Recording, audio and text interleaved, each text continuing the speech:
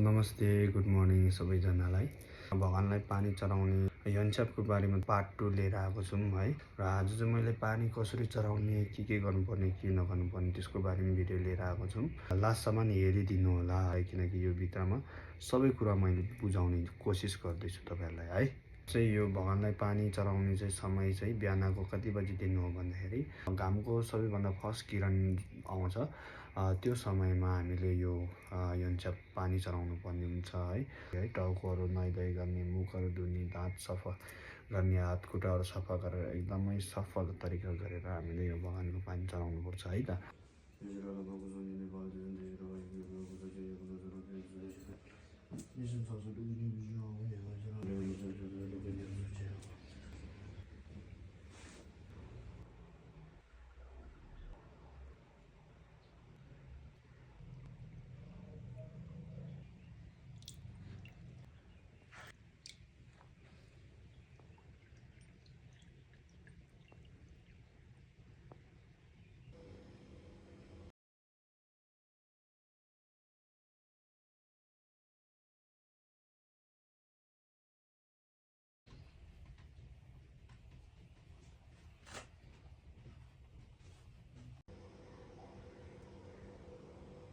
पानी हाल्ने 7 glass cup छ। पानी लगाउनुको लागि फर्स्टमा यसरी मिलाउँछ नि त लाइनमा हैन।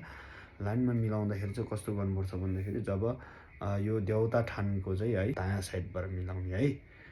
त्यो मिलाउँदाखेरि चाहिँ तपाईहरुले एकदमै धेरै ग्याप पनि राख्नु हुँदैन है। कम्ती ग्याप राख्ने।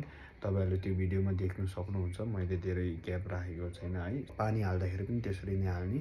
परेर पोकिन्जल खालको पनि नहाल्ने र कम्ती भएको नै नहाल्ने है। ठिक्कै खाल्ने। पानी चढाउँदै आफूले एकदमै प्रार्थना पनि गर्दै गर्नु के सुख शान्तिहरू आओस्, परिवारमा दुःखहरू नआओस्, लक्ष्मीहरू आओस्, आफूले जुन गरेको पापहरू छ त्यो पापहरू पनि मेटोस्, अर्को जुनीमा पनि फेरि एउटा राम्रो मानिसको जुनी पाओस् है। त्यसरी प्रार्थना गर्दै चढाउने। बेलुका यतिकै राख्नु हुँदैन। यो पानीलाई फेरि उठाउनु पर्ने हुन्छ है। बिहान बेलुका फेरि बस्नुपर्छ।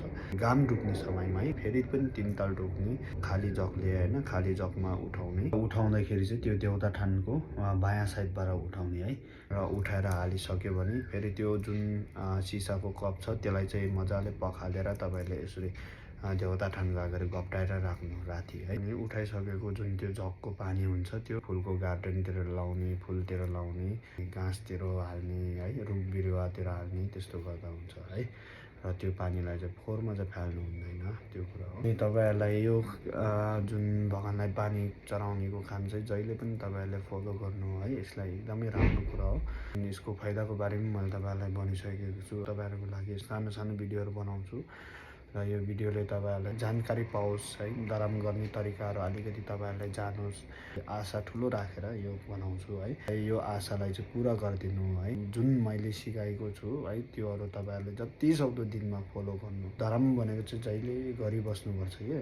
एकदमै ठुलो धर्म वात्तै गर्छु भनेर पनि नसोच्ने के। सानो दिनमा सानो यस्तै सानो धर्मलाई चाहिँ हामीले गर्दै जाने के।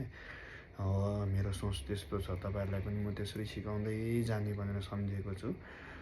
र यो भिडियोमा तपाईहरुलाई केही जानकारी तपाईहरुले बुझ्न सकेको छैन भने मलाई कमेन्टमा सोध्नुहोस् होला है। र सबैजनालाई जानकारीको लागि एकदमै धन्यवाद है।